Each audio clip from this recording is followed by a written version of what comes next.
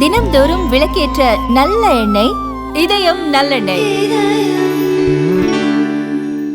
இந்தியாவின் நியாயமற்ற வர்த்தகம் அமெரிக்காவுக்கு தேவையில்லை என்று ட்ரம்பின் வர்த்தக ஆலோசகர் பீட்டர் நாவரோ தெரிவித்துள்ளார்.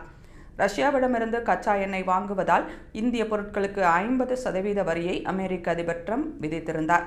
இதனால் இந்தியா அமெரிக்கா உறவில் விரிசல் ஏற்பட்டது. இந்த சூழலில் சீன அதிபர் மற்றும் ரஷ்ய அதிபருடன் பிரதமர் மோடி சந்திப்பு நடத்தியது. இதனால் அச்சமடைந்த ட்ரம்ப் தனது நல்ல நண்பர் பிரதமர் மோடியுடன் பேசுவதற்கு ஆவலாக இருக்கிறேன் என்று தெரிவித்தார். இந்த நிலையில் இந்தியாவின் நியாயமற்ற வர்த்தகம் தேவையில்லை என்று ட்ரம்பின் வர்த்தக ஆலோசகர் பீட்டர் நாவரோ கூறியிருப்பது சலசலப்பை ஏற்படுத்தியுள்ளது. இந்தியாவுக்கு எதிராக தொடர் பதிவுகளை தனது சமூக வலைதள பக்கத்தில் பதிவிட்டுள்ள பீட்டர் நாவரோ, இந்தியாவின் நியாயமற்ற வர்த்தகம் அமெரிக்காவுக்கு தேவையில்லை. ஆனால் அமெரிக்க சந்தைகள், பள்ளிகள் ஆகியவற்றை அணுக இந்தியா மிகவும் விரும்புகிறது. அமெரிக்காவின் வேலைகளை கூட எடுத்துக்கொள்ள இந்தியா விரும்புகிறது. உக்ரைன் போர் பற்றி எரிவதற்கு காரணமாக இந்தியாதான் இருக்கிறது. லாபத்துக்காக மட்டுமே ரஷ்ய எண்ணெயை இந்தியா வாங்குகிறது.